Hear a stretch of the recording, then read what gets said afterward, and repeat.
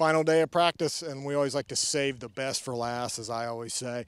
A couple years ago, Andy Morgan told me, and whenever Andy Morgan talks, I always listen. A couple of years ago, Andy Morgan told me about a guy named Michael Neal. Said, you want to watch out for this guy. He's going to be on tour in a few years, and he's the real deal, especially when it comes to ledge fishing, and my goodness, has he proved it. Strong finish last year at Chickamauga, and now a few weeks ago, Pickwick, coming off a second-place finish there, almost getting into the 90-pound mark on ledge bass. I just wrote something about you, said, I think you can read a bass's mind on your electronics. Yeah, I don't think I'm quite that good at it, but I mean that's what I grew up doing. I always fished offshore. I never have been able to go up and fish the bank, flip bushes like Andy Morgan or any of those guys. But when I get offshore, I feel like I'm more in my element, and I feel like I can hold my own. Give us a little comparison of what this lake will be like compared to the ledge fishing on what we saw at Pickwick. You just told me you think the weights will probably, the top weights will be pretty near the same. Yeah, I think it'll be real the same. I don't think it's going to be near as good as the Rayovac.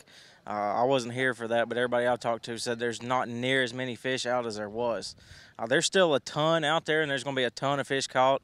We're going to see a bunch of 20-pound bags, but I don't think there'll be but very few over 25. So I'm looking for the same range, 93 to 95 pounds, something like that, and you'll be sitting real pretty at the end of 4 days. How many guys you think, like 2 or 3 guys, will reach that 90-pound mark? Yeah, I'd say the top 5 will be right at 90 pounds. Okay. And then I think there'll be 2 or 3 real close, and then after that it'll kind of fall on down. In terms of, you're so good at looking at these fish on your graph and your imaging. Do these fish here, and this is a crazy question, do these fish here look any different than the fish look at Pickwick?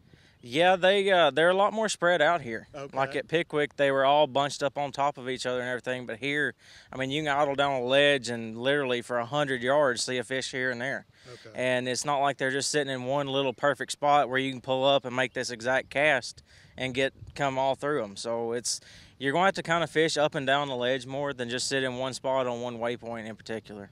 Instead of just lining up one cast, you think guys here will wander up and down an area instead of staying put? Yeah, I think there'll be more wandering around, and also that's going to put more people in the same area. Like instead of, if you see a boat, if you know they're on just the tip of this little point and there's a boat sitting there, well, you really can't get on it. But if they're all down this ledge, there's enough room for more than one boat. So I think the crowd's going to play a factor in this one too. One thing, speaking of crowds, that you were real good there at Pickwick was finding what you described as the exit route. A big pile of fish here, a big pile of anglers on top of them, pushing them.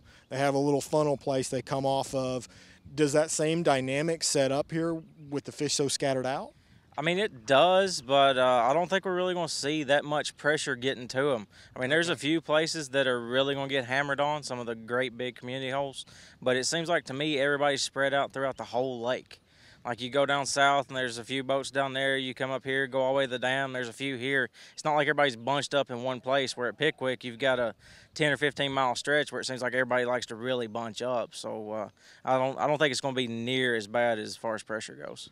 Okay, so what would you rather have? The scenario you had at Pickwick where you knew where those fish were kind of exiting, and there's no doubt that's what you were good at there. I could look over your shoulder and there's a wad of guys and you're kind of over here by yourself, you know, working on the fish coming to you.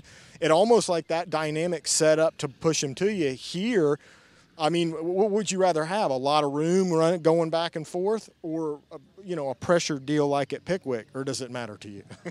I'd rather there be nobody out there but me fishing deep and everybody on the bank, but that's not going to happen. But, I mean, I like the way this is setting up better. I like being able to stay away from the boats, not feeling like I'm being watched or anything like that. So as far as being able to run down the lake, and, I mean, I've got fish from all the way from Paris all the way to the dam. I haven't been below Paris at all.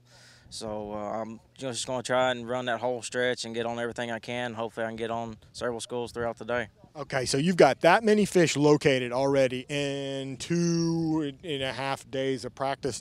You still have a whole nother afternoon. I mean, why don't you just go kick up on the couch somewhere, have a cold beverage? I mean, what are you going to, I mean, at this point, does it help you to continue to look for fish? Oh yeah, on this place, I mean, there's always something you haven't looked at.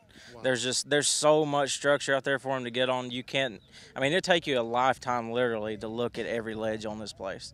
So I mean, there's no giving up in me on this one.